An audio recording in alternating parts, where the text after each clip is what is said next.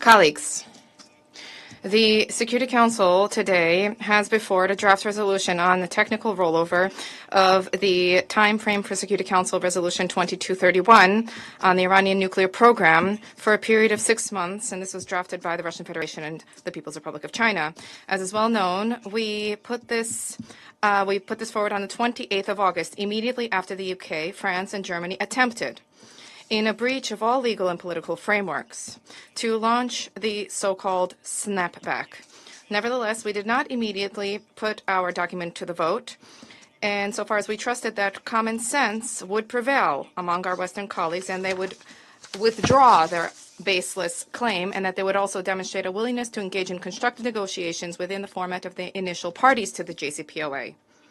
We had hoped that European colleagues in the U.S. would think twice and that they would opt for the path of diplomacy and dialogue instead of their clumsy blackmail, which merely results in escalation of the situation in the region. And what did we see instead? In the 29 days that have elapsed since then, the very same typical scenario for Europeans of pressure, raising the stakes, and ultimately lies. When the notification, the above-mentioned notification, was issued by the UK, France, and Germany assured everybody that they were willing to abandon their escalatory policy if Iran were to comply with the conditions that they set out. Then, let us recall, they set out 3 points: the resumption of cooperation with the IAEA, information about the state of enriched uranium stockpiles, and reverting back to negotiations with the United States. Iran, against this backdrop, demonstrated itself to be a conscientious player, focused on constructively resolving the situation, despite the fact that this situation was completely provoked by the hypocritical policy of Western countries. And now, they very much do not like any reminder of the fact that the current crisis around the JCPOA has its roots in the U.S.'s withdrawal from it and subsequent refusal by European parties there, too, to comply with their obligations. Despite all of this, our Iranian colleagues demonstrated strategic wisdom, diplomatic flexibility, and they undertook serious progress on all above-mentioned issues. On the 9th of September in Cairo, an agreement was signed between Iran and the IAEA. According to the statement of the Director General, Rafael Grossi, this document encompasses all nuclear facilities in Iran, including those which were attacked by Israel and the U.S. in June 2025. Furthermore, Tehran, despite the act of aggression which was perpetrated by Washington, demonstrated a willingness to resume dialogue with the United States. First, the Russian Federation proposed an opportunity as we advanced an initiative for the conduct of a meeting for the initial parties to the JCPOA in Vienna on the sidelines of this month's session of the Board of Governors of the IAEA. The U.S. and the E3 publicly rebuffed this proposal. Subsequently, Iran was willing to engage in contacts with the U.S. here in New York, literally this week. However, here too, Washington refused.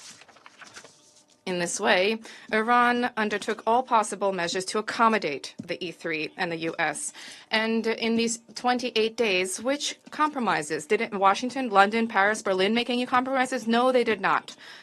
Regardless of what Tehran did, Western countries continued to advance more and more ultimatums. Colleagues, this is not diplomacy. This is deception, lies, in the theater of the absurd. If the UK and France were genuinely willing to meet their obligations, fulfill their promises, and to reject the snapback, given the constructive approach of Iran, then the vote on the Russian-Chinese draft gives them a last opportunity to demonstrate that they indeed take responsibility for their words, especially given that the document, given the adjustments and amendments thereunder, now encompasses all, I stress this, all of their concerns which were set out as conditions in late August. It now contains a call for continuation of cooperation between Iran and the IAEA, as well as for the resumption of negotiations within the format of the initial parties to the JCPOA, which presupposes the presence of Iran and the U.S. at one negotiating table, together with the U.S., China, and the E3. This is an opportunity for the United States also to demonstrate its willingness to negotiate and respect for diplomatic ways for crisis resolution, instead of attempting to definitively resolve, destroy the nuclear deal from abroad. Despite the fact that Western claims on the snapback are null and void, it's clear that the very absence of consensus at the Security Council on this matter is leading us all towards legal nihilism and a deepening division at the Security Council. The situation is liable to have very adverse consequences in terms of the Council's main responsibility, namely the maintenance of international peace and security. It is difficult to even imagine what kind of a wave of escalation in the Middle East could be resulted as a result of attempts by certain countries to use the Security Council for the advancement of their parochial interests. The Security Council has an opportunity to avoid this dangerous scenario. Literally, we have this is tabled before us.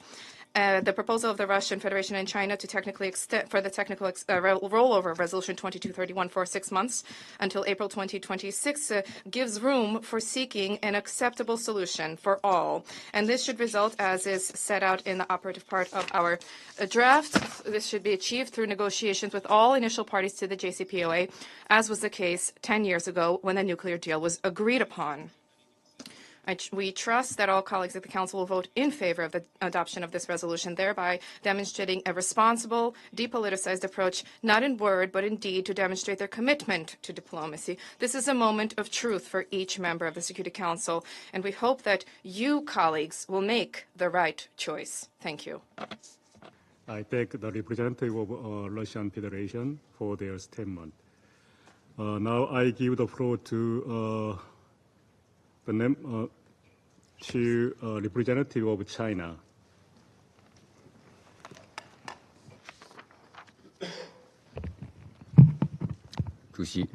President,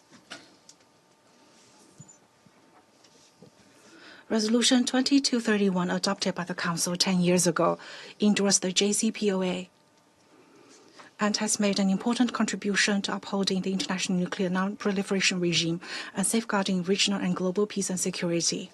It's the fruit of diplomatic efforts and a victory of multilateralism, and has been widely welcomed and supported by the international community. Over the past decade, the Iranian nuclear issue has been going through ups and downs and recurring crises. The United States' unilateral withdrawal from the JCPOA in 2018, its reimposition of unilateral sanctions on Iran, and its maximum pressure policy are the primary causes of the many difficulties and challenges today.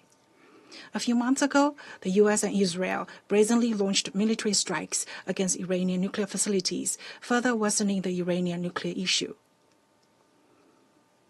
Today, 10 years later, the Iranian nuclear issue once again stands at a critical juncture.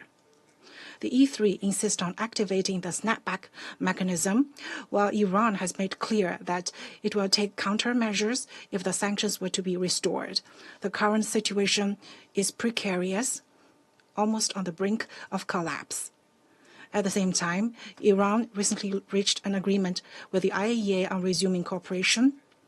It has also fully demonstrated its sincerity in its engagement with the E3 and has repeatedly sent positive signals of its readiness to resume talks with the U.S. It is fair to say that diplomatic means have not been exhausted yet, and there are still hopes for a peaceful settlement. Under these circumstances, China and Russia have tabled this draft resolution on a 6-month technical extension to Resolution 2231, encouraging Iran to further its engagement with the IAEA and urging the original signatories of the JCPOA to immediately restart negotiations. The draft resolution is not about picking sides between Iran and the E3. It aims to get more time for diplomatic efforts and create conditions for a political solution. China calls on all Council members to vote in favor of the draft resolution. Let's opt for a technical extension rather than reimposing sanctions, for dialogue and negotiation rather than division and confrontation, and for easing the situation rather than aggravating tensions. Let's work together to bring the Iranian nuclear issue back on the right track of a political and diplomatic settlement. Thank you, President. I thank the representative of China for statement. So now I give the floor to the representative of France. Thank you, President. First of all, I want to recognize the presence of the representative of the Republic of the Islamic Republic of Iran here. I wanted to take the floor before the vote to clearly define this situation and to describe the efforts that we have undertaken the past 8 days to try to find, to the very last moment, a diplomatic solution to avoid the reimposition of sanctions. That was our pledge last week during the vote on the resolution of the Korean presidency. Throughout last week, the high-level week, our attempts to reach an agreement with Iran on a proposal of extension was one of the priorities of the efforts of the French authorities. The President of France defined this as a major goal. He specifically mentioned it during his statement at the General Assembly, urging Iran to grasp the hand held out to it. And he discussed this with the Director General of the IAEA and with the Iranian president. He also had various contacts with other partners. The Minister of Foreign Affairs throughout this week has pursued the same goal. The foreign ministers of the E3 and the European High Representative met the Iranian foreign minister, trying to obtain concrete gestures from Iran to respond to the conditions proposed. In parallel to these official meetings, my authorities have multiplied efforts to try to have an opportunity to reach a solution in close coordination with the E3, the United States, the Director General of the IAEA. All options for an agreement were explored. To our major regret, Iran has persisted in its attitude of refusal. We expected gestures, concrete and specific gestures. Iran did not produce any such gestures.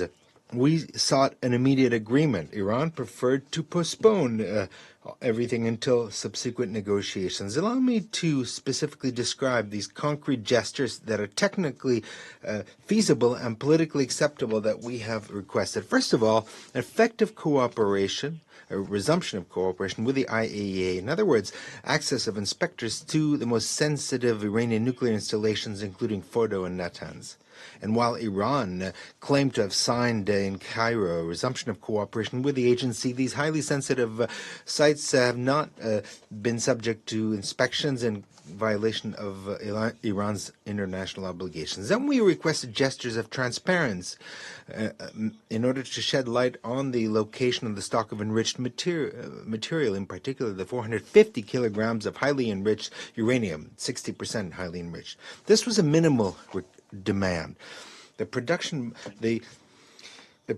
by Iran of its special report, which is an essential stage for the agency to verify the state and location of the stocks. To date, this report has not been provided in violation of obligations. Lastly, we demanded a resumption of negotiations, direct and unconditional, with the United States. This political demand was essential so that the extension effectively could open the path towards substantive negotiation.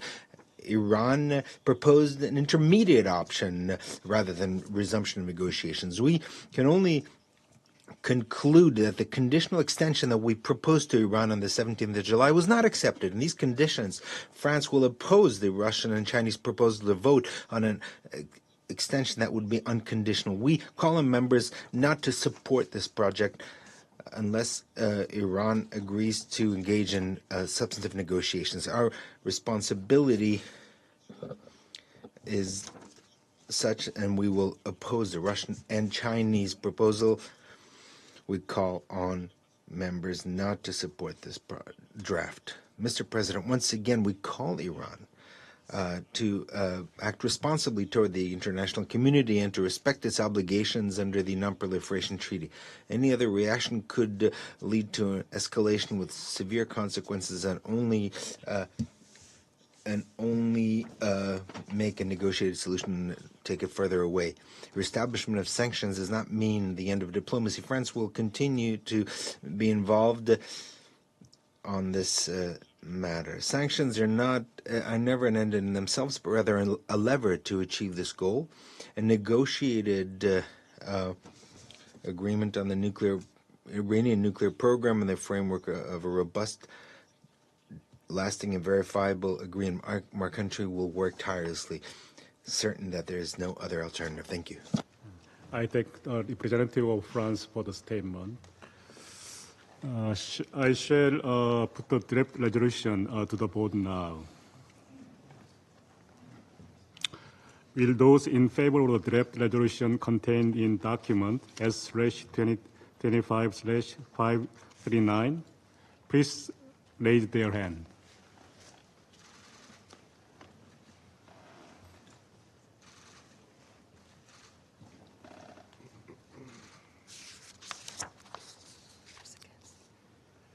Those against?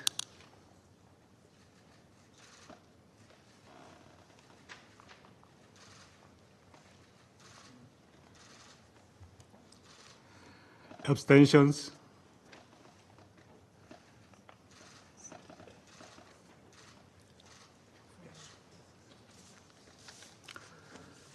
So the result of the voting is as follows. 4 votes in favor, 9 votes against, 2 votes abstentions.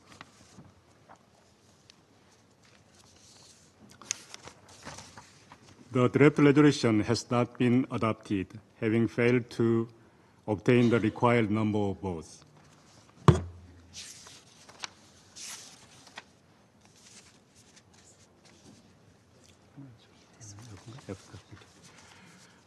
Now I give the floor to those members of the Council who wish to make statement after the vote. I give the floor the representative of China. China, President, China deeply regrets that the draft resolution just put to vote has not been adopted.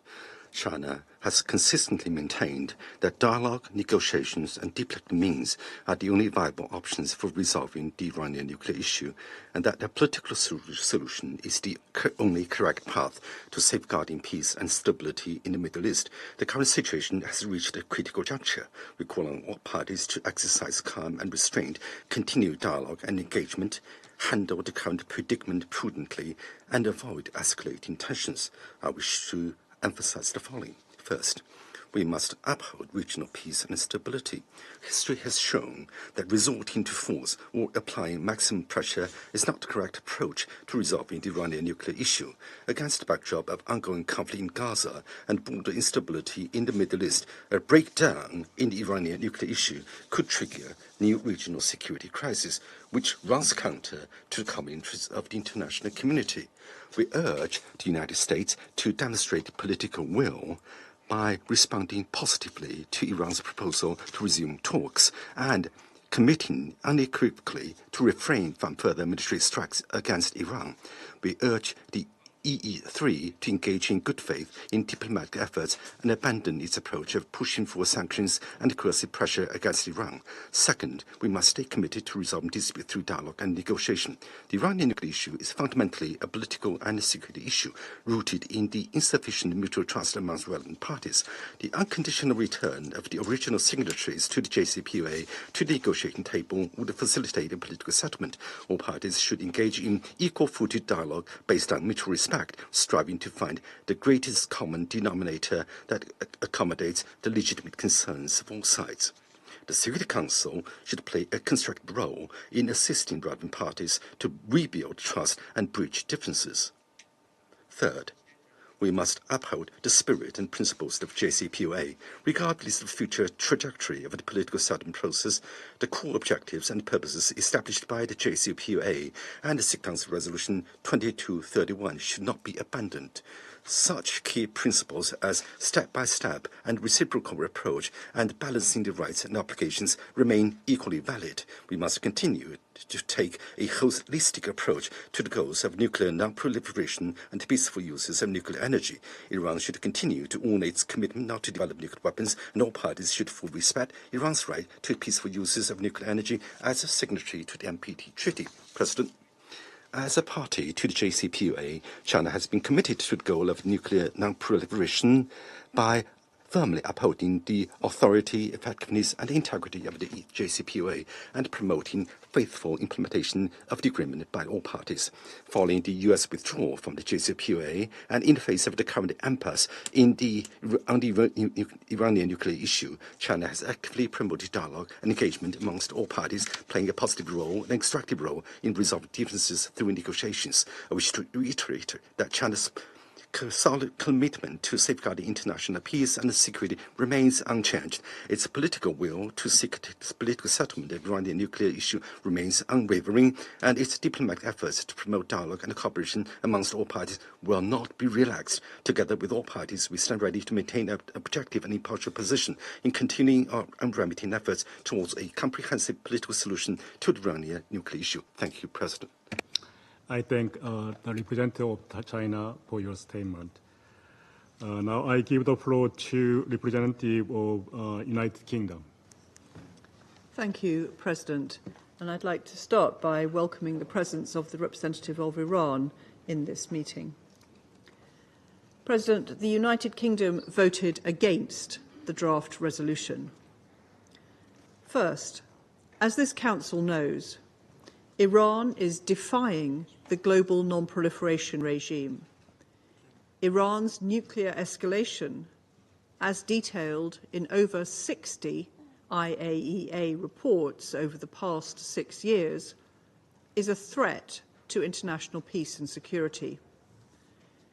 Iran's actions mean that the IAEA is not able to confirm that Iran's nuclear program is exclusively peaceful.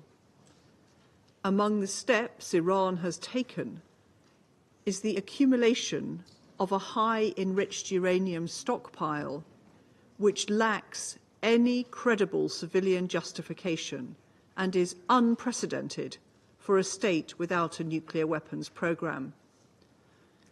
Second, we have engaged tirelessly in diplomatic efforts to resolve concerns and bring Iran back into compliance with its commitments under the JCPOA. We regret that Iran has continued to block progress in recent months. This includes failing to resume full cooperation with the IAEA and giving no clarity on when inspections to all nuclear sites can resume. The IAEA has also not had access to the high enriched uranium stockpile for over 3 months, nor has Iran provided the reports required by the IAEA on the status of the stockpile. It's also clear from the Supreme Leader's public remarks this week that Iran is not willing to consider direct negotiations with the United States. As a result, this Council does not have the necessary assurance that there is a clear path to a swift diplomatic solution. Third, in its vote last week, this Council fulfilled the necessary steps of the snapback process set out in Resolution 2231. Therefore, UN sanctions targeting Iranian proliferation will be reimposed this weekend. All member states are obliged to comply fully with these sanctions, as required by the UN Charter. President, I reiterate, however, that the United Kingdom remains committed to pursuing a diplomatic solution that ensures Iran never acquires a nuclear weapon, while maintaining Iran's right to a civil nuclear program in line with the Nuclear Non-Proliferation Treaty. Our commitment to diplomacy remains steadfast and is not exhausted. We stand ready to continue discussions with Iran on a diplomatic solution to address international concerns about its nuclear program. In turn, this could allow for the lifting of sanctions in the future. I thank you. I thank the representative of the United Kingdom for the statement. Now I give the floor to representative of Denmark. Thank you, Mr. President. And let me also start by welcoming the representative of the Islamic Republic of Iran to this meeting. Mr. President, last week, the Security Council decided to reimpose sanctions against Iran. Despite Denmark's hope for a breakthrough in the negotiations before the deadline, we regret that the intensive diplomatic efforts this past week, including at the highest level, have not borne fruit. We have still not seen the necessary steps from Iran that would enable us to support an extension of the provisions of Resolution 2231, especially not unconditionally, as today's draft resolution had proposed. It is also problematic that the draft resolution did not call for Iran's return to full cooperation with the IAEA.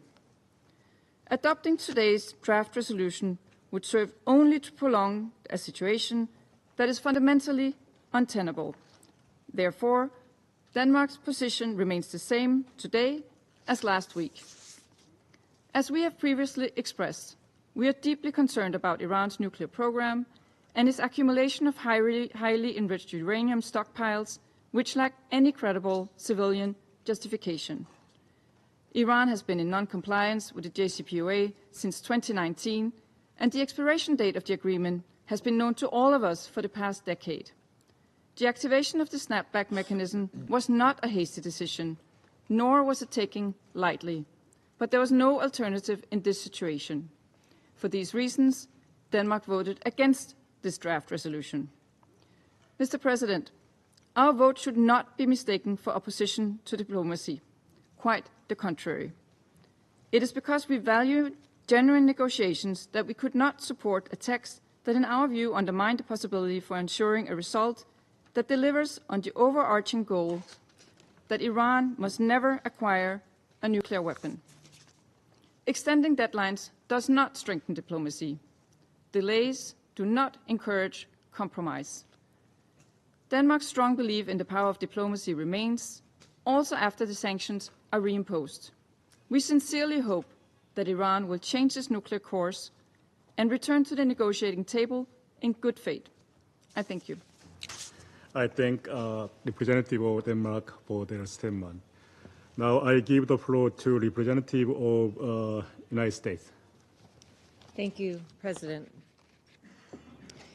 As we made clear last week, the United States supports the case France, Germany, and the United Kingdom, the E3, made for Iran's significant and continuing non-performance of its nuclear commitments. And we support the reimposition of pre-2015 UN sanctions on Iran in accordance with the process laid out in Resolution 2231.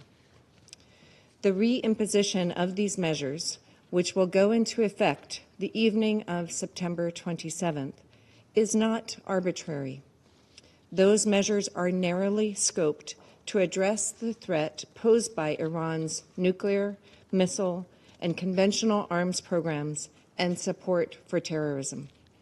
And snapback of these measures does not preclude removal through diplomacy. But at this stage, there is no basis for changing course. Despite suggestions to the contrary, Iran has still failed to address E3 concerns regarding its highly enriched uranium stockpile, compliance with its IAEA obligations, and resumption of direct diplomacy with the United States. We are pleased that the Council rejected this last-ditch effort by the Russian Federation and China to call into question these facts and suggest that an extension would be warranted.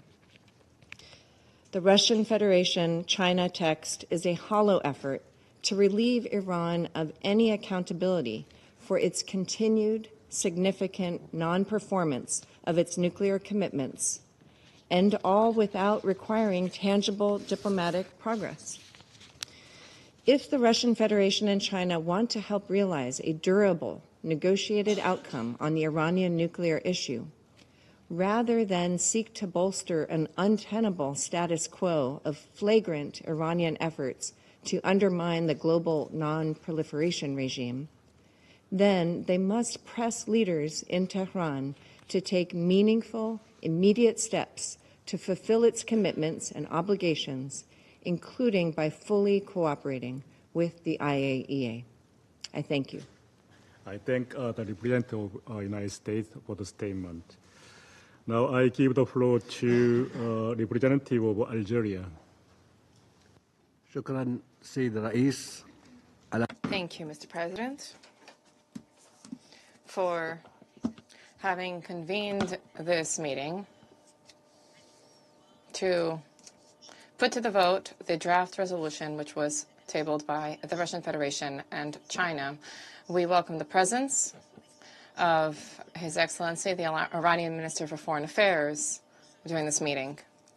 Mr. President, on the basis of our deep conviction that political and diplomatic efforts remain the only way to achieve a definitive, lasting, and peaceful resolution to the Iranian question, we voted in favor of this draft resolution on the extension of Resolution 2231 with the aim of providing the necessary time for the resumption of negotiations among all parties to the JCPOA.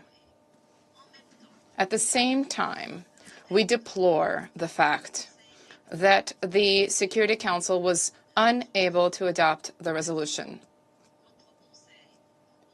Thereby, the Security Council missed yet another opportunity to encourage dialogue and to help diplomatic efforts to bear fruit.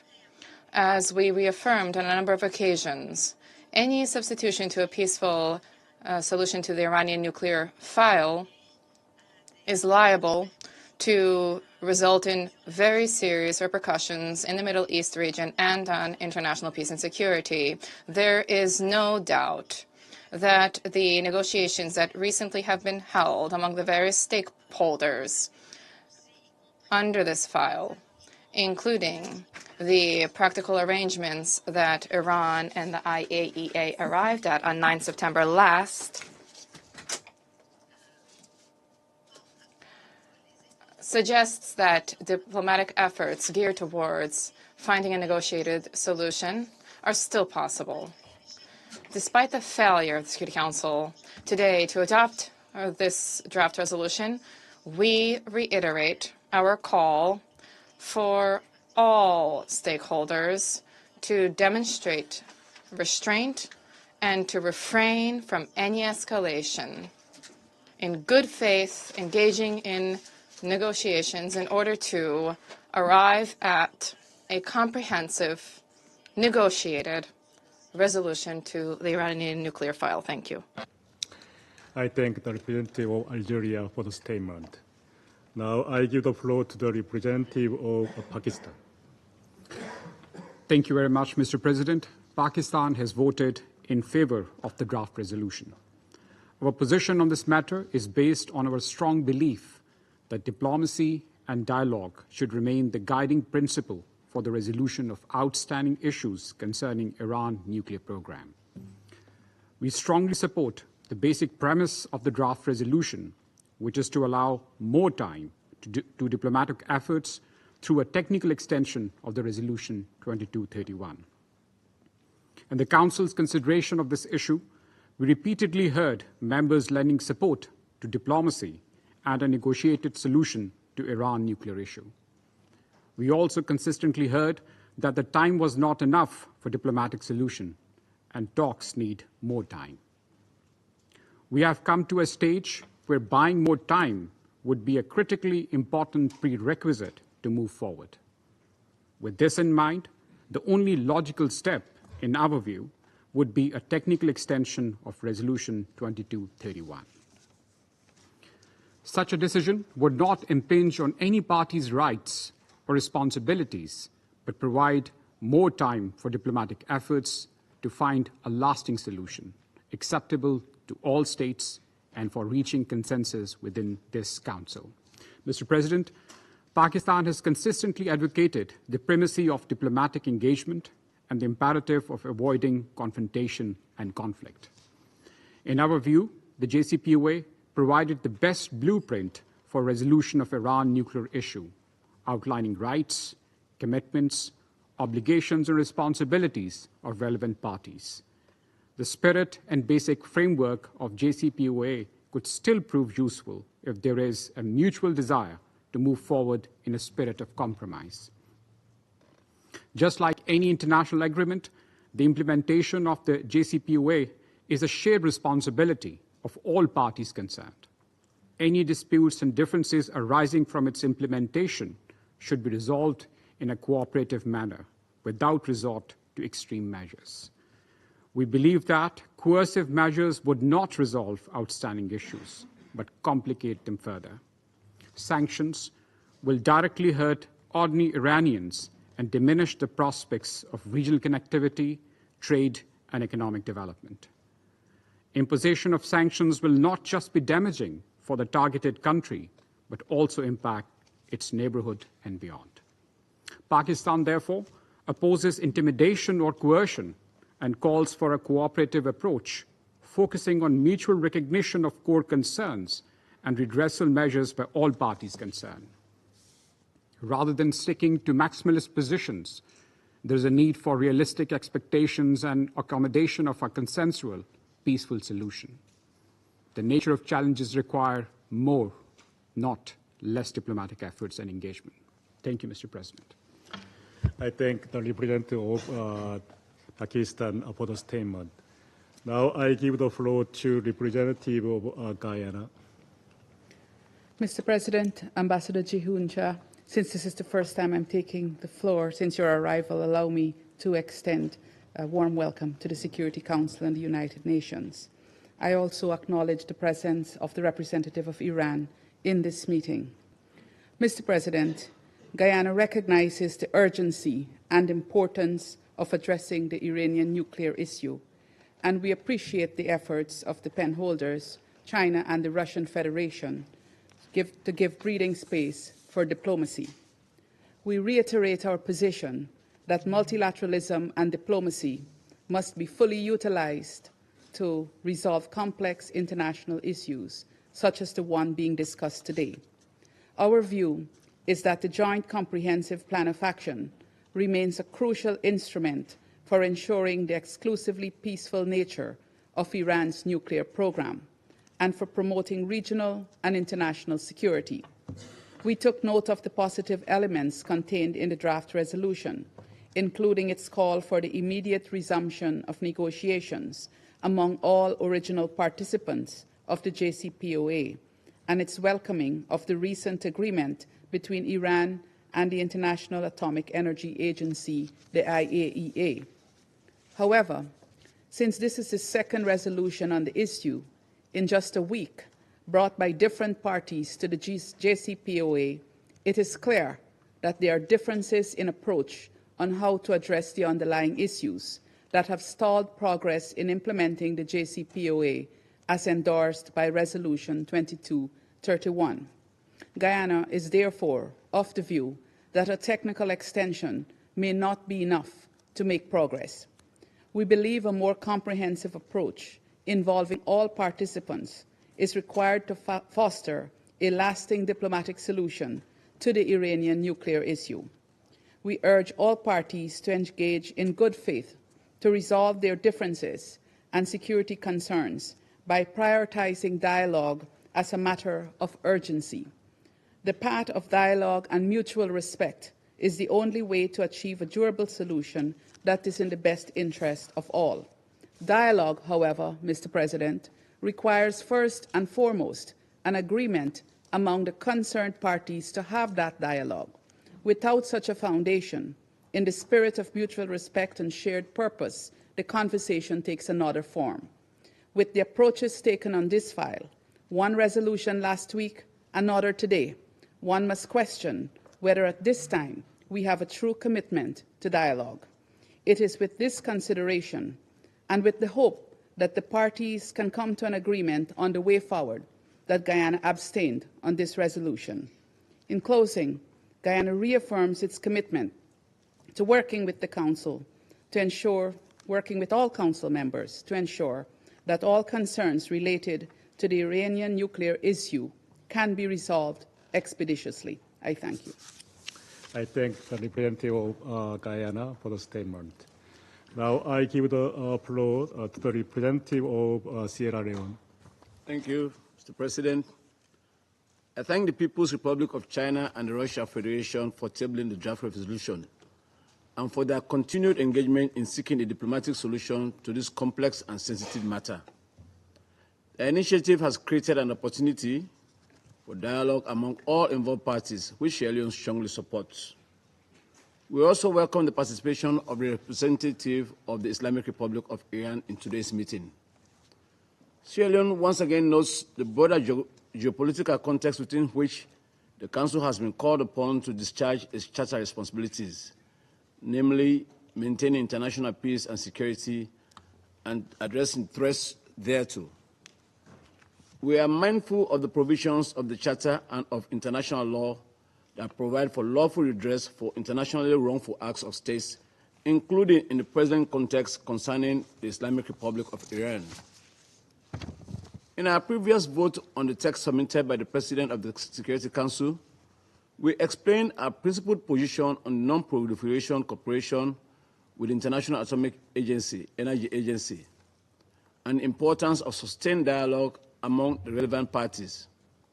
Sierra Leone remains firmly committed to the integrity of the global non-proliferation and disarmament architecture and to the peaceful settlement of dispute through political and diplomatic dialogue. Compliance with the NPT and its safeguards, including unrestricted IAEA monitoring, is essential to building trust, strengthening confidence, and ensuring regional stability. We therefore welcome reports that Iran and the IAEA have signed an agreement aimed at resuming cooperation after a period of suspension. This agreement, concluded on 9 September 2025 and facilitated by the Arab Republic of Egypt, outlines practical steps for implementing safeguards and enhancing transparency regarding Iran's nuclear facilities. It represents a significant strand of the ongoing negotiations, a step towards rebuilding trust, addressing Iran's security concerns, and ensuring compliance with the NPT Safeguards Agreement. While, however, recognizing the stated aim of the draft to create space for negotiations through a 6-month technical extension of arrangements linked to Resolution 2231, we note that the proposal does not offer tangible outcomes, specifically concrete and time-bound steps that restore access, lower enrichment levels, and rebuild continuity of knowledge. It is in this context and in the understanding that Iran retains the opportunity for redress under international law that Sierra Leone cannot agree to the text as it stands. On this issue, we believe that the principle of non-proliferation carries a much higher weight given the potential consequences. The associated risks remain high, and without verifiable measures to redress them, the credibility of the non-proliferation regime is undermined. We underscore that our vote today is not intended to support an imposition of sanctions, but rather to ensure that negotiations proceed in good faith and in full cooperation with the IAEA. It reflects our conviction that diplomacy must deliver results that preserve peace, restore confidence, and strengthen regional stability. We urge all of the parties to the JCPOA original participants to immediately resume negotiations related to Resolution 2231. These elements together will create the conditions to de-escalate tensions, sequence concrete confidence-building steps, and bring this file back under effective verification. The regional situation remains fragile, and further de-escalation would only worsen the overall outlook. We call on all concerned parties to exercise maximum restraint and support the escalation efforts. A time-bound, negotiated diplomatic solution remains the only sustainable and viable path to resolving this matter of international peace and security. Sierra Leone will continue to work with all Council members to shape a balanced outcome that preserves the global non-proliferation regime, opposes the authority of the Council, and supports regional stability through a credible, results-oriented process under Resolution 2231. I thank you. I thank the representative of Sierra Leone for the statement. Now I give the floor to representative of Panama. Muchas gracias, señor presidente. Thank you, President. As part of our interventions in the Council on this file, we have reiterated consistently our conviction that diplomatic dialogue is the only way to reach fair, lasting, and sustainable agreements. We've also strongly advocated for the path of negotiations and respect of international law and strengthening of multilateralism. This week, during the high-level debates and sessions, left us with a clear impression that international cooperation is essential to overcome the most complex challenges to international peace and security. This is why we regret that, in spite of the efforts undertaken by all parties, it was not possible to reach an agreement. Our country shares the concerns regarding the progress of the Iranian nuclear program and recognizes geopolitical tensions around this. It's clear that a lot of work remains to be done here. We reiterate our respectful appeal to the Islamic Republic of Iran to commit fully and constructively to cooperate with the IAEA by resuming its obligations and commitments undertaken that guarantee access, transparency, and effective supervision to restore confidence in the exclusively peaceful character of its program. We are at a very delicate moment where we need to show responsibility to avoid a weakening of the non-proliferation regime and prevent consequences that could be deadly for the region. Today, during the International Day for the Total Elimination of Nuclear Weapons, Panama reiterates its commitment to peace, security, and global disarmament.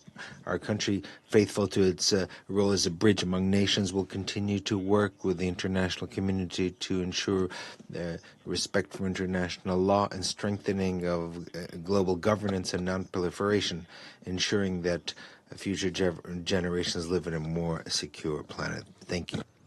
I thank the representative of Panama for the statement. Now I give the floor to representative of Greece. Thank you, Mr. President. I would like also to welcome you, sir, to the Security Council. I would also like to welcome the presence of the Minister of Iran. It is very important for the Security Council to be able to discuss and assess now in the future all initiatives regarding the Iranian nuclear program and the JCPOA under the Resolution 2231. I think we can all agree on that. I wish to make the following points and expand on the reasons Greece voted the way it did. First, I wish to once again reiterate Greece's concern on the scope and nature of Iran's nuclear program. Non-proliferation is among the basic pillars of international security.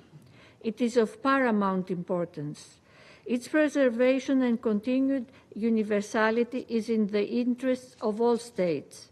Granting an unconditional extension now would only postpone the problem and shift the focus away from the difficult but necessary negotiations that are long overdue. We need meaningful negotiations and a peaceful solution. The time for that is now. Second, and consequently, allow me to stress in the strongest possible terms that diplomacy must continue irrespectively of the present state of negotiations. We do realize that at this hour, this may sound difficult, if not impossible. However, it is necessary. Third, we are still in the high-level week. All the interested parties are still in the same building. We strongly urge all the sides to begin talks again, and if needs be, again after that. Fourth and final point, even if an agreement is not reached immediately, we call upon all the primary concerned parties to keep talking. A viable and sustainable solution for the Iranian nuclear issue can only come through diplomacy and dialogue. We believe that a peaceful solution through meaningful negotiations is still within reach. An agreement will be good for all. The stakes are too high otherwise. I thank you. I thank representative of Greece for the statement. Now I give the floor to representative of Slovenia. Thank you, Mr. President, and welcome to the Council from our side as well. Colleagues, 10 years ago, JCPOA brought about a robust regime that comprehensively addressed a pressing international security issue. It suffered some hard blows throughout the past years. Slovenia regretted the US withdrawal from the plan and Iran's cessation of its implementation. We remain concerned with the scope and transparency of Iran's nuclear program, especially the stockpile of highly enriched uranium. We have called out Iran's unacceptable disregard for its non-proliferation obligations. And we have also called out the equally unacceptable attack on its nuclear facilities. Mr. President, Slovenia voted against the draft resolution because it merely decides on a technical extension of the 10-year term defined by the Resolution 2231. It does not address any specific steps or conditions that would restore trust in the peaceful nature of the Iranian nuclear program or restore trust between the JCPOA participants. Such extension, if it is to provide space for diplomacy and encourage substantial negotiations, should come with precisely defined commitments and conditions to be met. We regret that this is not the case. This resolution seemed to do little else but divide, and this in times when we should be uniting our forces in the interest of peace. Mr. President, JCPOA truly was a landmark achievement of multilateralism. Slovenia wishes to see its regime and objectives meaningfully restored. There is no other solution to the challenge of Iran's nuclear program. We call on all sides to engage in diplomacy even after the sanctions snap back tomorrow. We call on all to engage seriously and without preconditions. I thank you. I thank the representative of Slovenia for the statement. Now I give the floor to representative of Russian Federation again. Thank you, Mr. President. Federation again. Спасибо, господин председатель. Признательны коллегам по Совету, которые поддержали предложенный Россией и Китаем проект резолюции о техническом продлении срока действия резолюции 2231 на полгода до апреля 2026 года и немедленном возобновлении переговоров в формате изначальных участников СВПД для поиска путей выхода из кризиса вокруг него. Те члены Совета Безопасности, которые поддержали данный документ, подтвердили свою приверженность международному праву, равноправному и взаимоуважительному диалогу, а также задачи поддержания международного мира и безопасности. Его принятие сохранило бы за международным сообществом шансы на дипломатическое урегулирование противоречий в контексте иранской ядерной программы. Сожалеем, что ряд коллег по Совету Безопасности так и не нашел в себе смелости и мудрости поддержать наш проект. Их воздержание указывает на, как минимум, сомнения в той деструктивной линии, которую проводят США, Великобритания и Франция, нацеленные окончательно развалить ядерную сделку и поставить крест на дипломатическом пути разрешения кризиса вокруг нее. Однако, так или иначе, своим голосованием они становятся ее соучастниками. Что же до тех, кто отказался поддержать наш проект, то никаких иллюзий теперь точно не осталось. Эти страны окончательно продемонстрировали, что все их заверения в нацеленности на дипломатическое урегулирование в контексте иранской ядерной программы все эти годы были всего лишь пустым звуком. А из выступления представителя Франции до голосования, ставшего жалкой попыткой оправдаться, было понятно, что честность и здравый смысл, а также порядочность – это то, о чем наши западные коллеги окончательно забыли. Кроме того, те, кто проголосовал против нашего проекта, таким образом выступили и против дальнейшего сотрудничества Ирана с МАГАТЭ, к чему он прямо и недвусмысленно призывал во втором постановляющем параграфе. Так что пишите на себя жалобу, коллеги, в случае, если здесь теперь возникнут проблемы. Да и в целом, честно признаться, сложно избавиться от ощущения о том, что наши западные коллеги наш проект резолюции даже не читали, поскольку практически все, к чему они сейчас призывали в этом зале, в проекте уже содержится. Господин председатель, что касается заявления Великобритании и Франции, что они якобы запустили снэпбэк, то мы категорически не признаем их состоятельность и много раз подробно излагали наши аргументы, в частности, в распространенном совместном письме министров иностранных дел России, Китая и Ирана от 28 августа. Сторона, которая сама систематически нарушает договоренность, не может использовать заложенные в ней механизмы. Об этом говорит и международное право. В частности, доктрина чистых рук, принцип пакта сун-серванда, консультативное заключение Международного суда. На это же указывают и логика, и базовая справедливость, и здравый смысл. Поэтому, что бы ни утверждали наши британские и французские коллеги, их жалоба не может служить основанием для каких-либо решений и действий Совета Безопасности. Поэтому и в процедурном, и в политическом плане исход сегодняшнего голосования означает лишь одно. Коль скоро Совет Безопасности не принял решение о техническом продлении срока действия резолюции Совета Безопасности ООН 2231, то она прекратит свое действие в соответствии с установленными в ней сроками в день завершения СВПД 18 октября 2025 года. После этого любые предусмотренные ею ограничения и правила, в том числе в отношении иранской ядерной программы, утратят актуальность. Как я уже сегодня отметил, никакого снэпбэка как не происходило, так и не произойдет.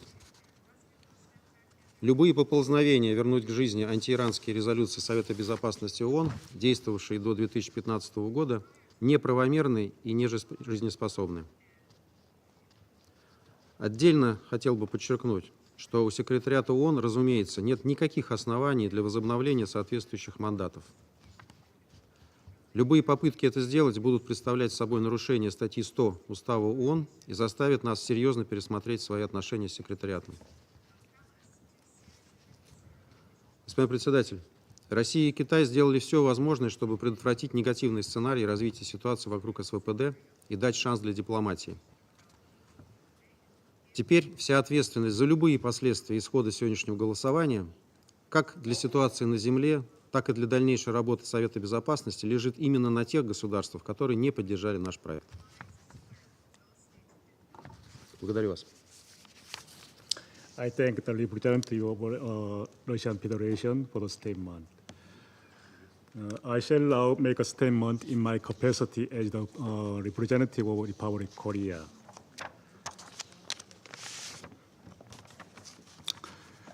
The Republic of Korea has firmly supported a peaceful and diplomatic solution to the Iranian nuclear issue and has been duly administering its responsibility as the President of the Security Council in accordance with the Resolution 2231.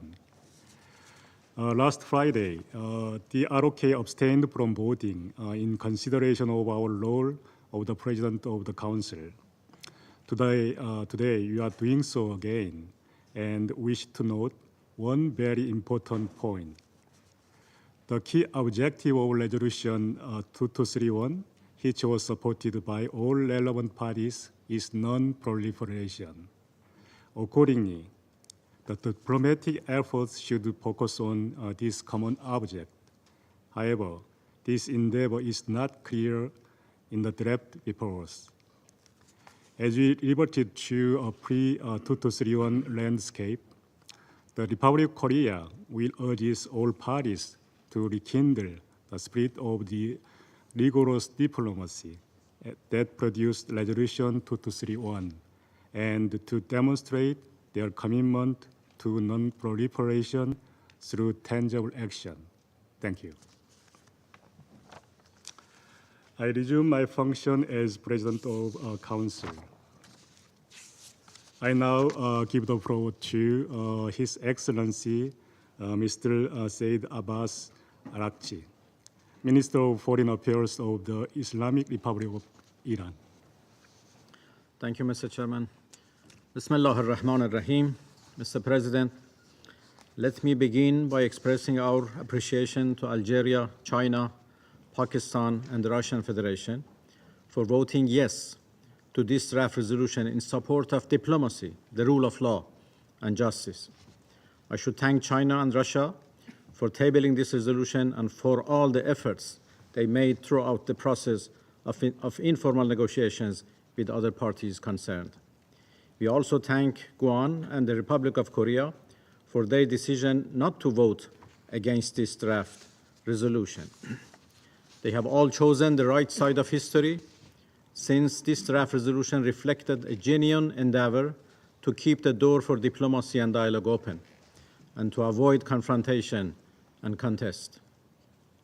Mr. President, distinguished colleagues, Iran has been a long-standing party to the NPT since 1970 and has acted as a responsible member ever since.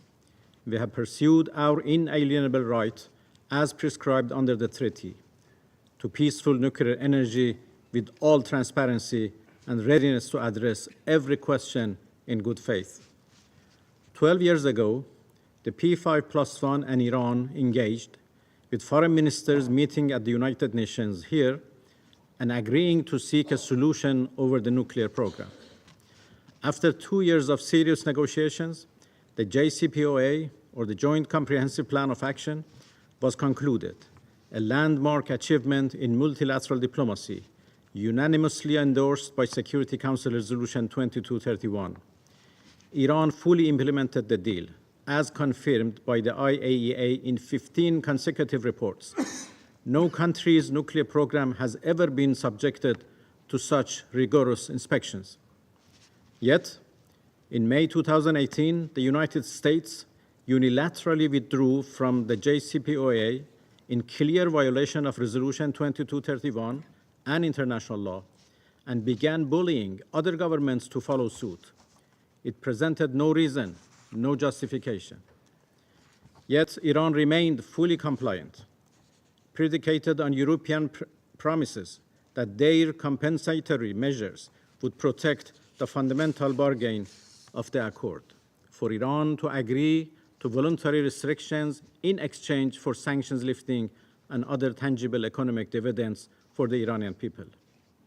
After more than a year of patience, and after the E3 made clear that it either would not or could not honor any of its promises, Iran was compelled to adopt remedial measures and reduced its commitments in accordance with its rights recognized under the JCPOA.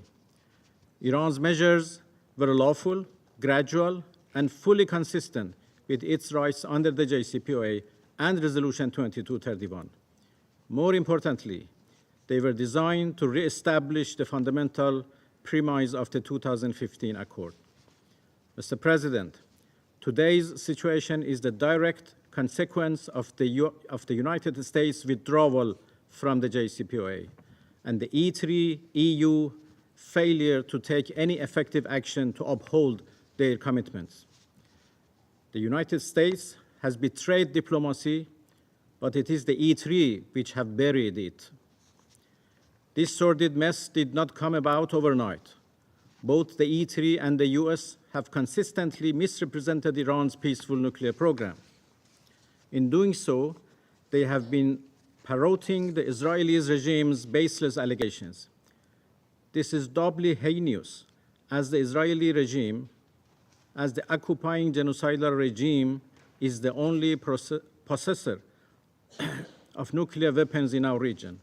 The double standards at play are appalling and painfully obvious for the world to witness. Iran categorically rejects weapons of mass destruction, including nuclear weapons. These weapons are inhuman and contrary to Islamic teachings, as well as contrary to our defense doctrine. This principled position has been reaffirmed by Iran's supreme leader in his recent address. And yet, despite decades of unlawful sanctions, assassinations of nuclear scientists, and now outright bombings of our peaceful nuclear facilities, Iran has not violated the JCPOA, the NPT, or its safeguard commitments. While having unilaterally withdrawn from the JCPOA, and bullied others to follow suit, Iran responded in good faith when President Trump called for dialogue upon his return to the White House earlier this year. 5 rounds of talks were held. On the eve of the 6th session, Israel, with US backing, attacked IAEA-monitored nuclear facilities in my country. The criminal Israeli regime murdered Iranian nuclear scientists along with their families in cold blood. In one case, killing an academic along with over a dozen relatives, including women and children. This terrorism was not called out by the E3 or condemned by the IAEA. Instead, we all saw how officials like the Chancellor of Germany openly hailed Israel for doing Europe's dirty work. In other words, Iran's pursuit of diplomacy was met with aggression. Once again, Washington betrayed diplomacy while the E3 buried it. Instead of mobilizing the Jumpstart dialogue, the E3 chose confrontation by initiating the so-called snapback mechanism. Iran, in contrast, chose diplomacy. On 9 September in Cairo, I signed a memorandum with the IAEA Director General. The measures was welcomed by the agency and the wider international community. Yet it was immediately met with unconstructive approaches from the United States and the E3. Here in New York, Iran again put forward several constructive proposals to avert an unnecessary and avoidable crisis. All were ignored. And here I have to remind the distinguished representative of France that 2 nights ago, I agreed with your foreign minister a framework agreement, but he was not able to get the agreement of the United States. The E3 and the United States acted in bad faith, claiming to support diplomacy while in effect blocking it. Regrettably, E3 chose to follow Washington's whims rather than exercising their independent sovereign discretion. The United States' persistent negation of all initiatives to keep the window for diplomacy open proved once again that negotiations with the United States lead to nowhere other than dead end, as also pronounced by Iran's supreme leader. Mr. President, the draft resolution submitted by China and Russia is a responsible move to prevent escalation and provide time and space for diplomacy. They have negotiated constructively and shown flexibility to reach consensus. The E3 and the US regrettably rejected Russia and China's fair initiative and pressured other Council members not to support it. Their words do not correspond with their actions. Their objective is to foment a crisis, not to jumpstart diplomacy. By blocking this initiative, the United States and the E3 have deepened divisions in the Council, weakened its credibility, and closed the window of opportunity they claim to seek. Mr. President, Iran's position on the E3's pursuit of the so-called snapback is clear and consistent. It is legally void, politically reckless, and procedurally flawed. We have conveyed this legal position, supported by well-documented evidence and arguments, in several letters to the President of the Council and the Secretary General. Together with Russia and China, Iran has also demonstrated the unlawful and provocative nature of E3's measures, most recently in the joint letter of 28 August 2025. That joint position made clear that the E3's 28 August communication to the Council President cannot, under any circumstances, be regarded as a valid notification under operative paragraph 11 of Resolution 2231. Iran has no obligations under it because the E3 breached their obligations under the JCPOA and Resolution 2231, thereby losing any right to claim significant non-performance. Their invocation of the so-called snapback mechanism is simply a stark abuse of process. The draft resolution voted on 19 September did not meet the requirements of Resolution 2231 and cannot restore terminated sanctions that have already ended. Likewise, the resolution put forward by the Republic of South Korea, on which the Council President abstained, carries no legitimacy. Attempts by Germany, France, the UK, and the US to revive terminated sanctions are therefore null and void. Resolution 2231 must expire based on the time frame agreed upon. All nuclear-related restrictions under Resolution 2231 will end permanently on 18 October 2025. Iran, along with many other countries, will not recognize any attempt to extend, revive, or enforce them after that date. We call on the President of the Security Council to declare today's decision illegal. We also call on the Secretary General to avoid any attempt to revive sanctions-related mechanisms within the Secretariat. Any attempt to restore terminated sanctions must be rejected. No resources should support this illegal mechanism. Those who pursue it will bear full responsibility for damaging the United Nations' credibility and integrity, as well as for any harm and humanitarian consequences inflicted on the people of Iran. Mr. President, the developments we have witnessed set a dangerous precedent. If agreements can be broken at will, no nation can trust international commitments. If unlawful measures are enforced by power instead of law, the Security Council risks losing credibility and authority. Such a situation would harm not only Iran, but the entire system of international law and collective security. The E3 and the United States bear full responsibility for the serious consequences of today's decision. By ignoring facts, spreading false claims, misrepresenting Iran's peaceful program, and blocking diplomacy, they have actively and intently paved the way for dangerous escalation. Dear colleagues, just as military attacks have failed to reach any of their declared objectives, the so-called snapback mechanism will fail too. The only solution is dialogue. The JCPOA proves this. Iran will never respond to threats or pressure. We respond only to respect. Today's decision has obliterated whatever remaining trust of the Iranian people in the promises of the West, and particularly the E3. The Islamic Republic of Iran bases its foreign policy on the wishes and sentiments of its people. It is prerogative of the E3 and the US to correct course and take meaningful action to build confidence and trust. In the meantime, we must adhere to what international law and the United Nations Charter make abundantly clear. Obligations cannot arise from invalid procedures or lack of consensus within the Security Council. And I thank you. I thank His Excellency Mr. Arakchi for the statement. The representative of France has asked for the floor to make a further statement. I gave them the floor. Okay. Merci, Monsieur le Président. Monsieur le Président, je serai bref. Une délégation a mis en cause l'honnêteté de la délégation française dans ses remarques. Ma délégation rappellera simplement à cette délégation que les faits sont têtus, comme disait quelqu'un il y a quelque temps, et les faits sont les suivants.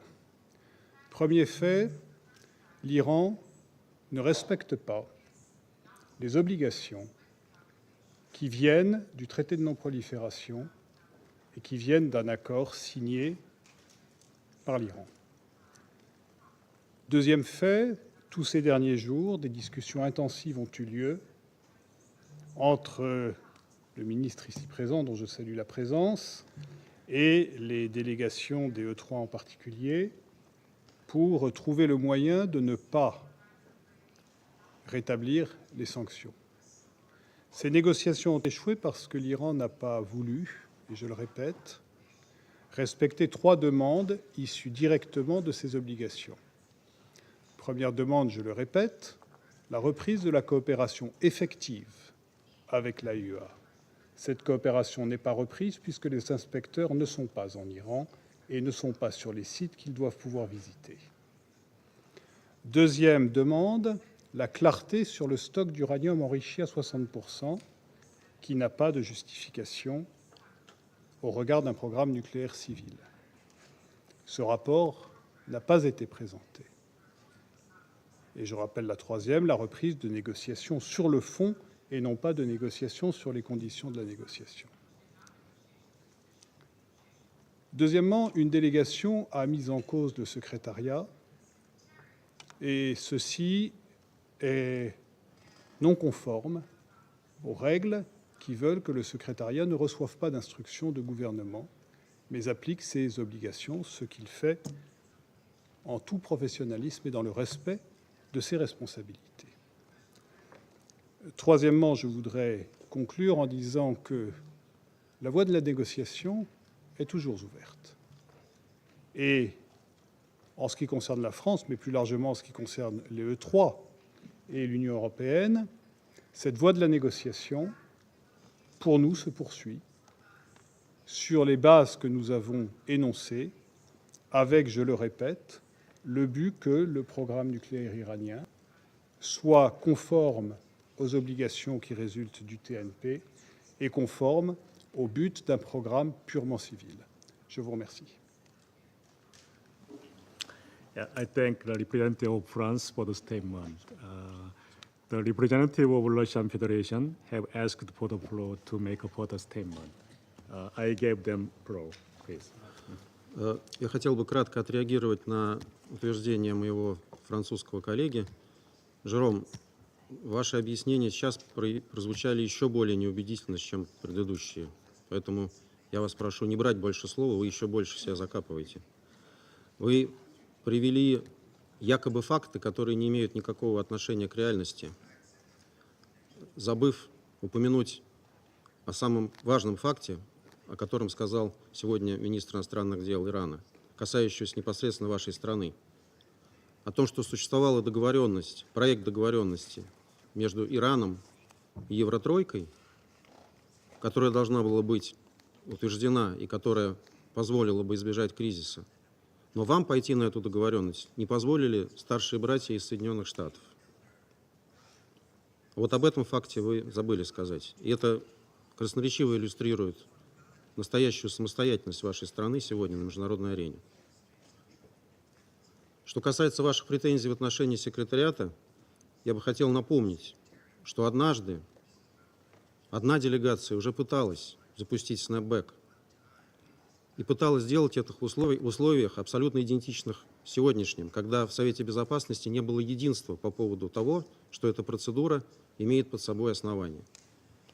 Тогда правовое управление ООН и секретариат решили, что в условиях отсутствия единства в Совете они не могут возобновлять санкции и восстанавливать санкционные комитеты, которые уже были упразднены. Мы не видим никакой разницы между той ситуацией и сегодняшней, поэтому мы уверены, что секретариат ООН примет важные решения и не поддастся как раз вашему давлению, а не нашему. Потому что мы стоим на стороне здравого смысла международного права, а вы пытаетесь навязать всем порядок, основанный на правилах, которые вы сами сейчас же в этом зале на коленях пытаетесь сформулировать. Благодарю за внимание. I thank representative of Russian Federation for the statement. His Excellency Mr. Said Abbas Araghchi, Minister of Foreign Affairs of the Islamic Republic of Iran, has asked for the floor for the statement. I gave him the floor. Well, thank you, Mr. Chairman. I would be very brief. I think in response to what the French representative said, the Russian colleague said what it should be said. Only one or 2 points. He claimed that the agency's inspectors are not in Iran, but this is absolutely wrong. They are now in Iran inspecting our nuclear facilities according to the agreement I made with Rafael Garussi, the Director General of the IAEA, signed in Cairo. There is a procedure for these inspections agreed between Iran and the agency, and everything goes exactly according to what we agreed, what I agreed with the agency. And secondly, he mentioned that Iran has not responded to any proposals. This is exactly the other way around. I have made in the past 4 or 5 days here several proposals, and none of them were accepted. And actually, I have to, as I said before, one of them was agreed between Iranian and the French delegation, but then the French delegation couldn't deliver that. So these are claims which are all false.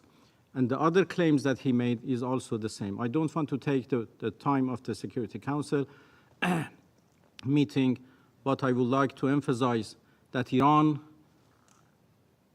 has been always ready to prove that its nuclear program is peaceful and would remain peaceful forever. And what we agreed in 2015 as JCPOA is a proof that Iran has good faith. We negotiated that deal in good faith, we concluded that in good faith, and we implement that in good faith. And it was the United States who withdrew, not Iran. And what we are saying right now is the consequences of that withdrawal.